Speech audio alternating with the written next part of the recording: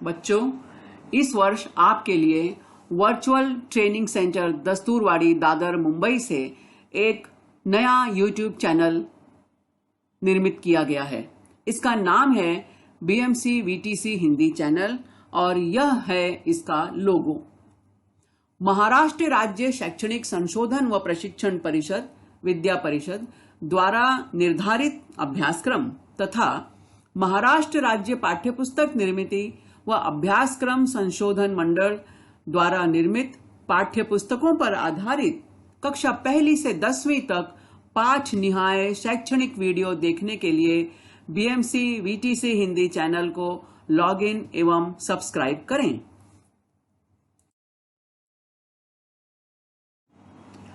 Video देखने के बाद वीडियो के डिस्क्रिप्शन बॉक्स में वीडियो के घटक से संबंधित प्रश्न पूछे गए हैं। इन प्रश्नों को अपनी कॉपी में लिखकर हल करें। वीडियो के डिस्क्रिप्शन बॉक्स में एक गूगल फॉर्म की लिंक भी दी गई है। लिंक खोलकर इस फॉर्म को जरूर भरें।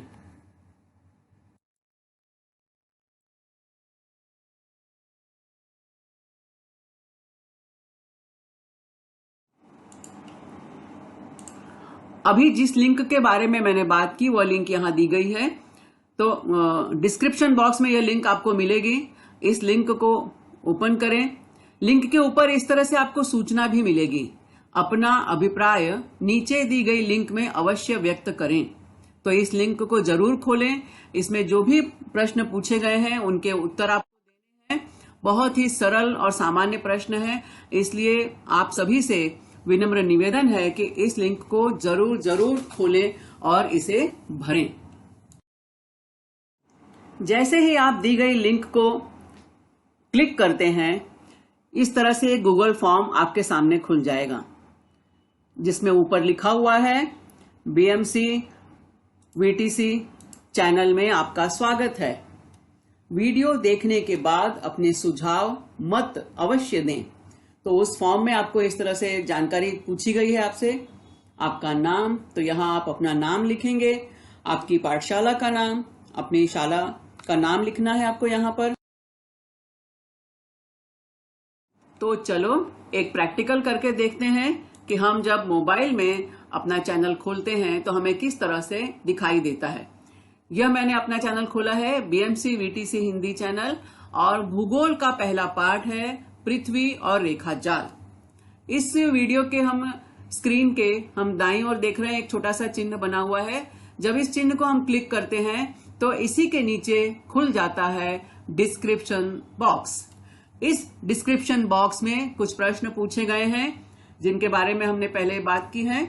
इन प्रश्नों को आपको ध्यान से पढ़ना है, इन्हें अपनी कॉपी में लिखना है और इन प्रश्नों के उत्तर भी लिखने हैं। इन प्रश्नों के उत्तर आपको कहां मिलेंगे? इसी वीडियो में मिलेंगे। तो जब आप इस वीडियो को ध्यान से देखेंगे तो आपको उनके उत्तर मिल जाएंगे। और जहां पर ये प्रश्न खत्म होते हैं उसी के नीचे आपको एक ये लिंक दी गई है। इस लिंक को खोलें। जैसे ही इस लिंक को आप क्लिक करेंगे ये लिंक अपने आप खुल जाएगी। इसमें गूगल फॉर्म मिलेगा आपको और उस फॉर्म में कुछ प्रश्न पूछे गए हैं, बहुत ही सहज और सरल प्रश्न। उनको टिक मार्क कीजिए और इस फॉर्म को सबमिट कीजिए। फॉर्म के लास्ट में नीचे सबमिट की बटन मिलती है, आप सबमिट क्लिक करेंगे तो आपका ये फॉर्म जमा हो जाएगा, पूरा हो जाएगा। तो इस तरह से यह आपकी प्रक्रिया पूर्ण होती है।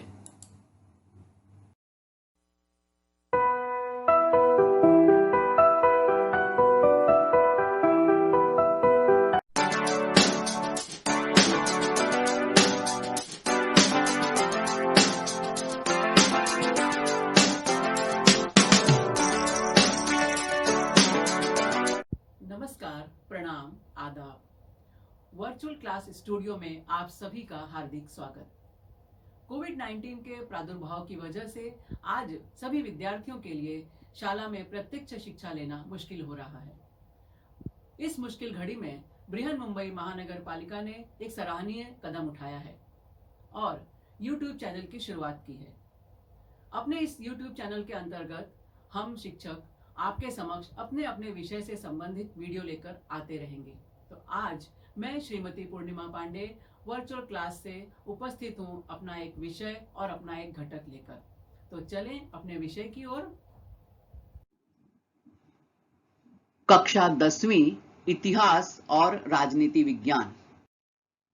यह है हमारी कक्षा 10वीं की इतिहास और राजनीति विज्ञान विषय की पाठ्य पुस्तक। पाठ 6 मनोरंजन के माध्यम और इतिहास। मनोरंजन के माध्यम और इतिहास इस विषय को पढ़ने के बाद हमारे विद्यार्थियों में किस बदलाव की हम अपेक्षा कर सकते हैं? पहला है, हमारे विद्यार्थी मनोरंजन की आवश्यकता को स्पष्ट कर सकेंगे, और दूसरा है, मनोरंजन के माध्यमों में होने वाले परिवर्तन को समझ सकेंगे। तो इस पाठ में हम जिन मुद्दों पर चर्चा करेंगे वे हैं मनोरंजन की आवश्यकता, लोकनाट्य, मराठी रंगमंच, भारतीय फिल्म जगत और मनोरंजन क्षेत्र में व्यवसाय के अवसर। पिछले वीडियो में हमने मनोरंजन की आवश्यकता एवं लोकनाट्य के बारे में संक्षिप्त जानकारी प्राप्त की थी। आज इस वीडियो में हम पढ़ेंगे लोकनाट्य और उसके विविध प्रकारों के बारे में।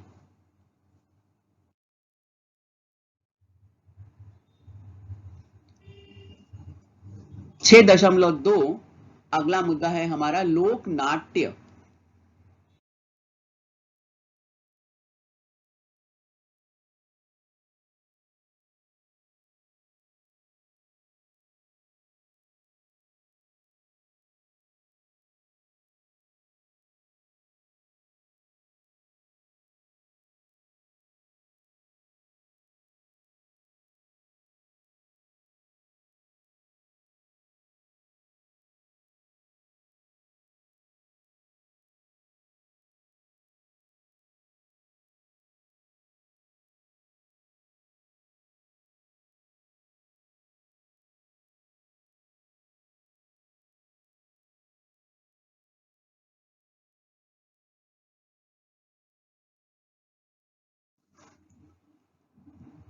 लोकनाट्य का एक और प्रमुख प्रकार है कीर्तन। कीर्तन का अर्थ होता है कीर्ति वर्णन या यशोगान। हम किसका यशोगान करते हैं? अपने आराध्य का, अपने ईश्वर का, अपने भगवान का हम गुणगान करते हैं। कीर्तन शब्द संस्कृत के कृत धातु से बना है, जिसका अर्थ होता है उच्चारण करना या कहना। ईश्वर या देवता की भक्ति के लिए उनके नामों को भांति भांति रूप में उच्चारना कीर्तन कहलाता है। जैसे हम लोग बोलते हैं ना, गणपति के टाइम पे बोलते हैं ना, मोरिया मोरिया गणपति बप्पा मोरिया, इस मोरिया मोरिया सिद्धि विनायक मोरिया, मोरिया मोरिया वरद विनायक मोरिया, इस तरह के हम उद्घोष करते हैं। या हरे रामा हरे कृष्णा हरे रामा हरे कृष्णा, इस तरह से अपने ईश्वर या देवता को अलग अलग नामों से हम पुकारते हैं, अलग अलग नामों से बार बार उसका उच्चारण करते हैं। तो इसे हम कहते हैं कीर्तन।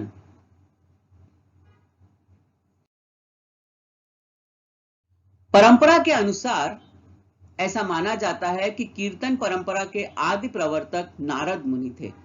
नारद मुनि का नाम आते ही कौन सा शब्द हमारे कानों में गूंजने लगता है? नारायण नारायण।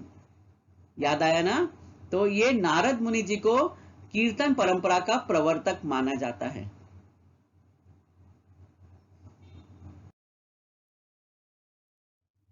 और महाराष्ट्र में संत नामदेव जी को आदि कीर्तनकार माना जाता है, और संत नामदेव जी के बाद अन्य संतों ने इस परंपरा का प्रसार किया। कीर्तनकार, जो कीर्तन करता है वो कीर्तनकार। कीर्तनकार को हरिदास अथवा कथेकरी बुआ या कथावाचक कहते हैं।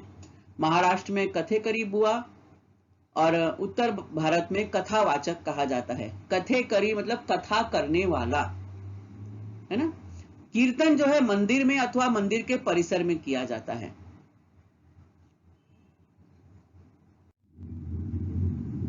कीर्तनकार को वेशभूषा, विद्वत्ता, वक्तृत्व, वादन, गायन, नृत्य और चुटकुलेबाजी का ध्यान रखना पड़ता है।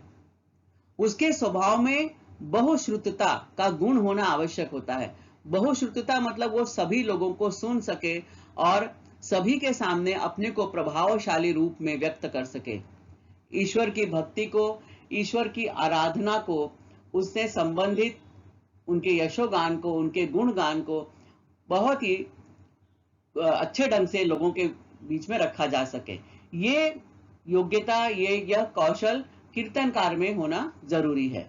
तभी वह आम जनता के समक्ष जब लोगों के बीच में यह कीर्तन किया जाता है तो लोग अपना तन मन सुध बुध भूल कर उस कीर्तन में रम जाते हैं। और आपने भी इसका अनुभव किया होगा। जब कभी ऐसी किसी कोई कीर्तन मंडली आती है, चाहे माता की चौकी हो या गणपति के समय पे हम रात के समय बैठकर कीर्तन करते हैं। अभी हमने नवरात्रि का पर्व मनाया। नवरात्रि में भी जब गरबा का गायन होता है, गरबा में क्या होता है, देवी के गीत होते हैं। दुर्गा पूजा में देवी के गीत होते हैं। तो उस समय जब कीर्तन होता है, जय भवानी जय अम्बे, जय भवानी जय अम्बे, तो इस तरह का जब उद्घोष होता है वाद्यों के साथ में, तो एक अलग ही समा बंध जाता है और जो श्रोता है, जो दर्शक है, वो तन मन भूल कर उसमें खो जाते हैं। तो जो वहां पर कीर्तनकार है, जो ये बोलने वाला है, उसको बहुत ही कुशल वक्ता होना पड़ता है। तभी वह अपनी वाणी से, अपनी वेशभूषा से, अपने गायन से, अपने वादन से, वो चाहे हारमोनियम बजाता हो, चाहे एकतारा बजाता हो, चाहे ढोल, चाहे मृदंग, करताल, मंजीरे, यानी एक तरह से वाद्यों की भी जो ध्वनि होती है उसमें, वह भी इसमें एक अलग ही नाद प्रस्तुत करती है। तो इस तरह से कीर्तनकार में बहुत सारे गुण होने जरूरी होते हैं।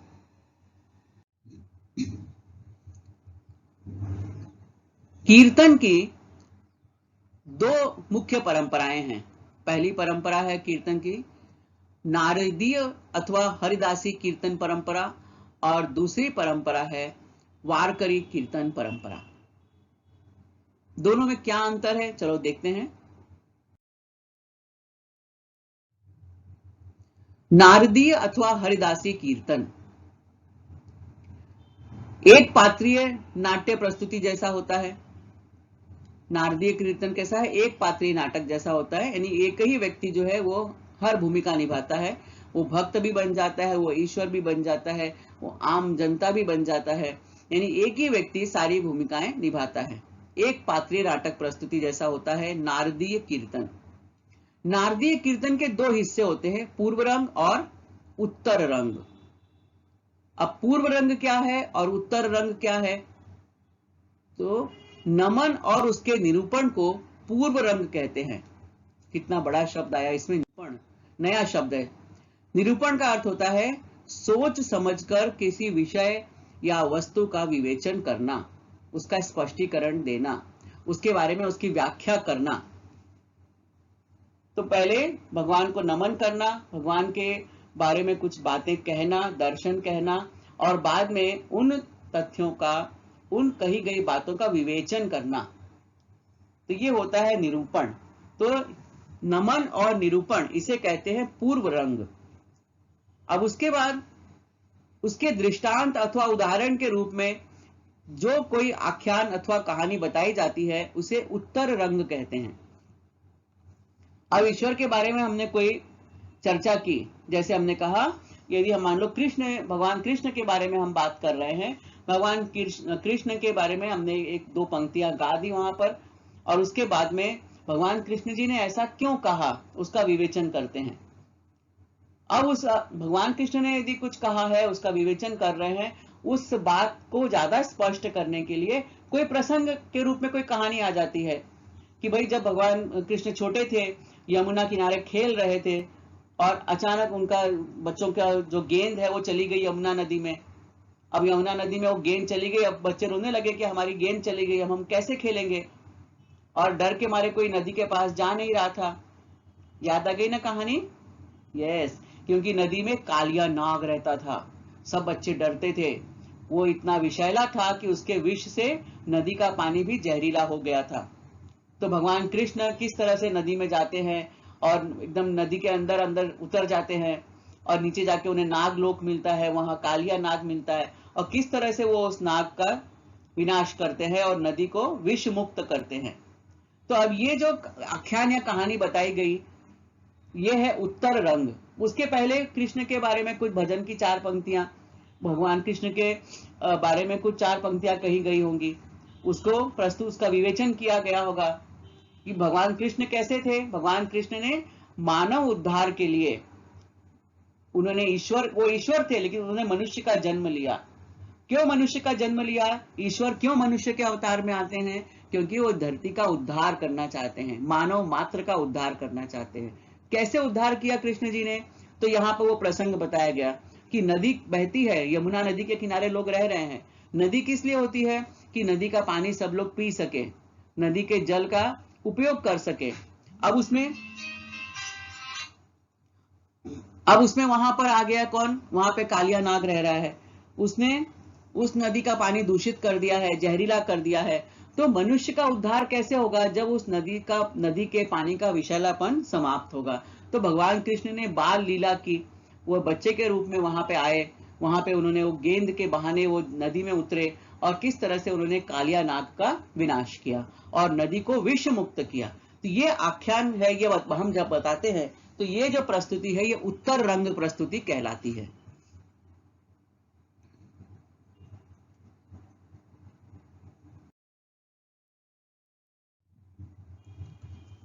दूसरा प्रकार है वारकरी कीर्तन।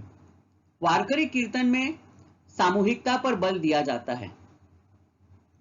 कीर्तनकारों के साथ करतालियों या झांझियों का सहभाग भी महत्वपूर्ण होता है। अब यहाँ पर हम देख रहे हैं कि एक कीर्तनकार है, एक बीच में कीर्तन गा रहा है और उसके साथ में पूरी मंडली है। अब मंडली में किसी के हाथ में करताल है, किसी के हाथ में झांझ है, किसी के हाथ में एक तारा है। तो ये इनका सहभाग भी महत्वपूर्ण होता है, क्योंकि जो कीर्तनकार जो अपना कीर्तन कर रहा है उसको उठाव देने के लिए, है ना, उठान देने के लिए, हम लोग बोलते हैं ना उठान देना। तो उसके साथ में ये जो मंडली होती है, इनका जो वाद्य बजाते हैं ये लोग, उसका एक ताल, उसका भी बहुत ही महत्वपूर्ण योगदान होता है। तो इस तरह से जो कीर्तनकार है उसके साथ जो उसकी पूरी मंडली है, ये जब इनका सहभाग मिलता है और सब में इनके अंदर तारतम्य बैठता है, इनके समन्वय से जो प्रस्तुति होती है वो अद्भुत होती है एकदम।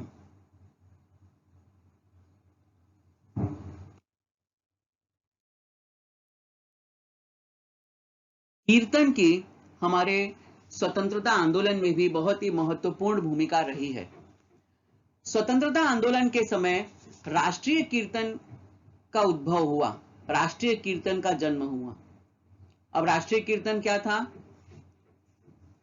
तो यह कीर्तन नारदीय कीर्तन की तरह ही प्रस्तुत किया जाता है, लेकिन इसमें स्वतंत्रता आंदोलन में सम्मिलित नेताओं, वैज्ञानिकों, समाज सुधारकों जैसे महान व्यक्तियों के चरित्रों के आधार पर सामाजिक पुनर्जागरण किए जाने पर बल दिया जाता है।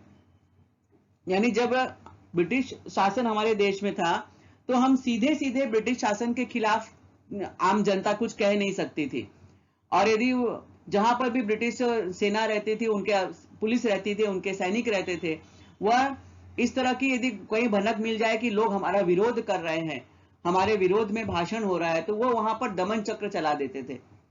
तो इस तरह से जनता ने एक रास्ता निकाला, उसमें से लोगों ने एक रास्ता निकाला और उन्होंने कीर्तन के माध्यम से जन जागरण शुरू किया। तो उसमें डायरेक्ट तो हम किसी को बोल सकते नहीं थे, क्योंकि जनता जो है कमजोर थी, डरती थी, लेकिन वो अंग्रेजों से मुक्ति भी पाना चाहती थी। तो जो हमारे नेतृत्व था उस समय, उन्होंने क्या किया कि अपने जन जागरण के लिए कीर्तन का सहारा लिया। और वो कीर्तन किस प्रकार का था? नारदीय कीर्तन। नारदीय कीर्तन कैसा होता है? हमने देखा था कि एक पात्रीय प्रस्तुति है नारदीय कीर्तन में। पूर्व रंग और उत्तर रंग 2 हिस्से हैं, यानी पहले भजन की कुछ पंक्तियां और उसके बाद में उसका निरूपण और फिर उसका विवेचन, फिर उसके बाद उसके लिए कोई आख्यान या कहानी। यानी इस तरह से अप्रत्यक्ष रूप में जनता को जागृत किया जाता था, जनता में उत्साह भरा जाता था। तो इसलिए उसमें हमारे नेतृत्व क्या करता था हमारा, कि स्वतंत्रता आंदोलन में सम्मिलित नेताओं के, समाज सुधारकों के बारे में, उनके चरित्रों के आधार पर सामाजिक पुनर्जागरण करने पर जोर देते थे। और इस तरह से अप्रत्यक्ष रूप में हम कहें तो स्वतंत्रता आंदोलन में कीर्तन ने एक बहुत ही महत्वपूर्ण भूमिका निभाई है। और इसका प्रारंभ किसने किया? इसका प्रारंभ किया महाराष्ट्र में सातारा जिले के पास वाई एक स्थान है, वाई के दत्तोपंत पटवर्धन जी ने इसकी शुरुआत की थी।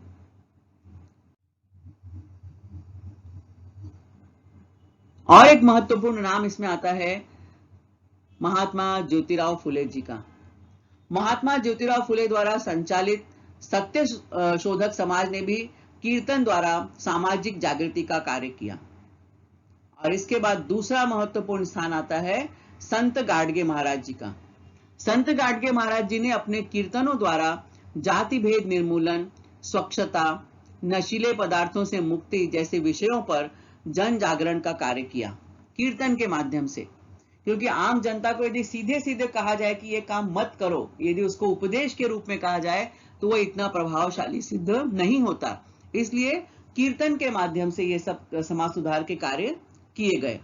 सो संत गाडगे महाराज के कीर्तन और महात्मा ज्योतिराव फुले द्वारा संचालित सत्य शोधक समाज के कीर्तन ने बड़े पैमाने पर सामाजिक जागृति का कार्य किया। अब इसके आगे हम जानेंगे ललित, भारुड़, तमाशा और पोवाड़ा जैसे लोक नाट्यों के बारे में।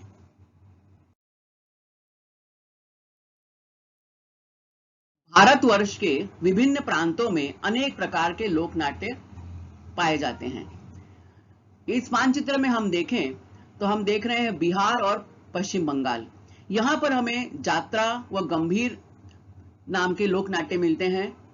उत्तर प्रदेश में स्वांग या नौटंकी, गुजरात में भवाई।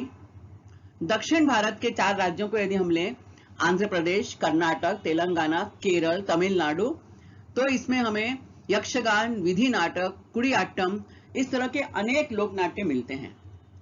अब हम चलते हैं अपने महाराष्ट्र की ओर।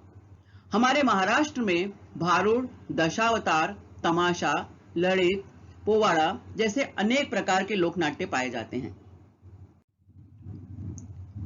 लोक कला को महाराष्ट्र में मूल्यवान वैभव की तरह संभाल करके रखा गया है। हालांकि इन कलाओं का उद्भव यहाँ पर आम जनता के मनोरंजन और ज्ञान विस्तार के लिए हुआ था। कुछ लोक कलाएं यहाँ पर धार्मिक और आध्यात्मिक आस्था से भी जुड़ी हुई हैं।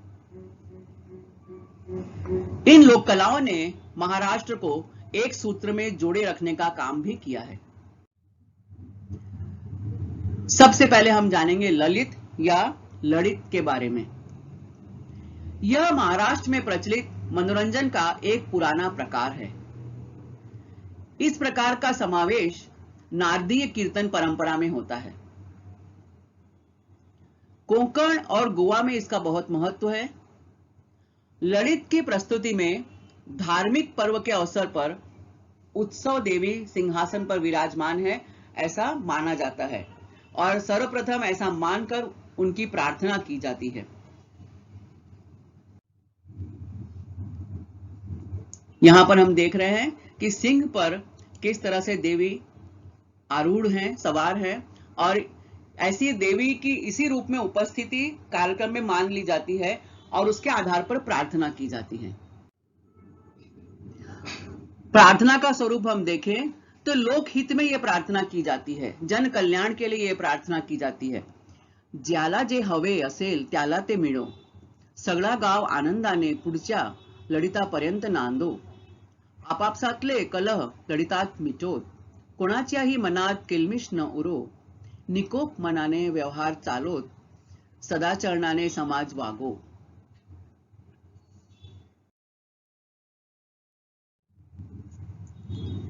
इस तरह से हमने देखा कि देवी की उपासना में लोक रंजन की बात है, लोगों के सुख, आरोग्य, सौहार्द की बात है। यानी हम कह सकते हैं कि यह सामाजिक बंधुत्व को प्रेरणा देने वाली प्रार्थना है। ललित को नाट्य प्रवेश की तरह प्रस्तुत किया जाता है। इसमें कृष्ण और राम कथा तथा भक्तों की कथाएं बताई जाती हैं। कुछ ललित हिंदी भाषा में भी हैं। अधिकांश ललित जो है वो मराठी भाषा में है, कुछ हालांकि हिंदी भाषा में भी मिलते हैं। आधुनिक मराठी रंगमंच को ललित की पृष्ठभूमि प्राप्त है, यानी आज वर्तमान में हम जो मराठी रंगमंच का स्वरूप देख रहे हैं उसका बैकग्राउंड कहीं ना कहीं महाराष्ट्र की लोक कलाओं में छुपा हुआ है। अब हम महाराष्ट्र के प्रसिद्ध लोकनाट्य भारुड की तरफ चल रहे हैं। आध्यात्मिक और नैतिक सीख देने वाले मराठी के रूपात्मक गीतों को भारुड कहते हैं। भारुड पथनाट्य की तरह या नुक्कड़ नाटक की तरह प्रयोगशील होता है।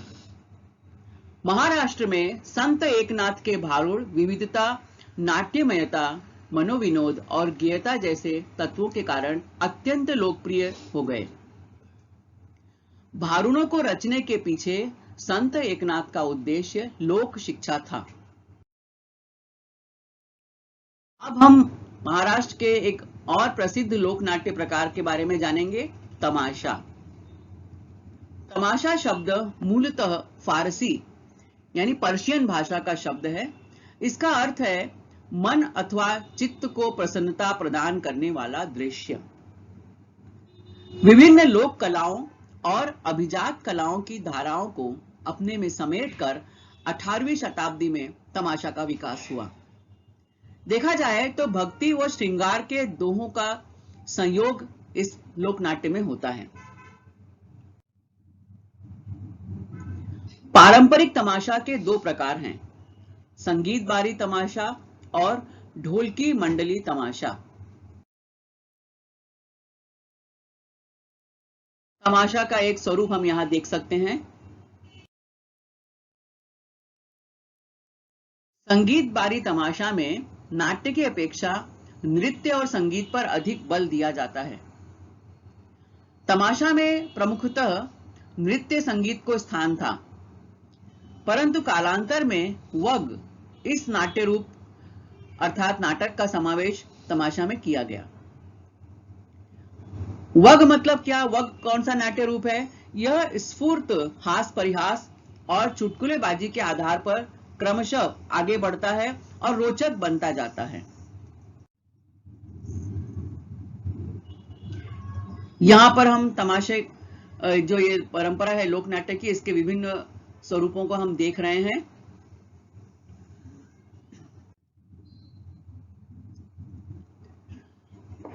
तमाशे की शुरुआत कैसे होती है?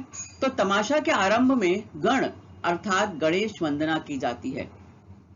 गणेश वंदना के पश्चात गौड़न यानी भगवान श्री कृष्ण और राधा गोपियों के बीच की छेड़छाड़ और क्रीड़ाएं प्रस्तुत की जाती हैं।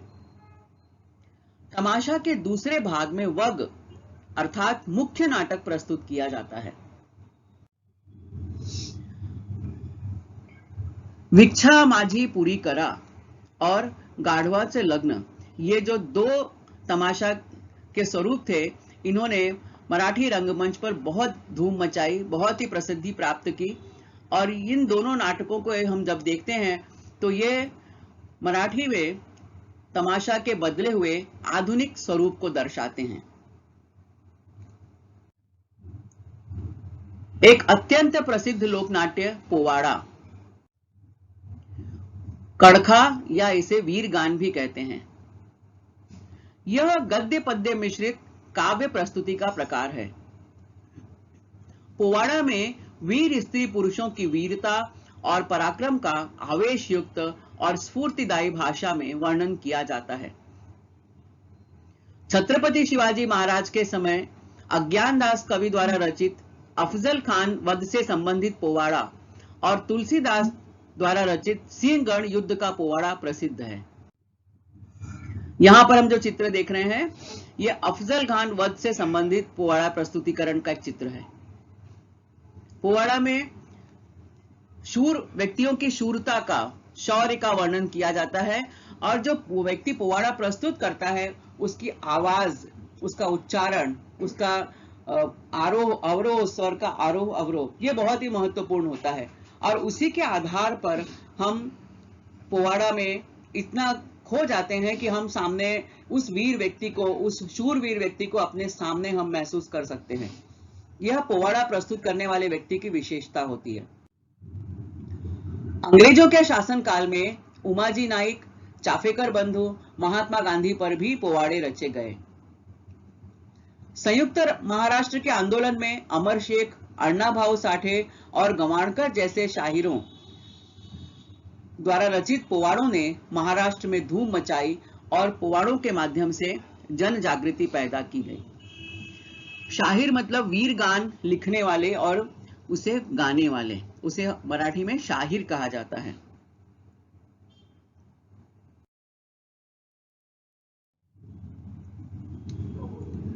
तो इस तरह हमने यहाँ पर लोक नाट्य के प्रकारों के बारे में जानकारी प्राप्त की।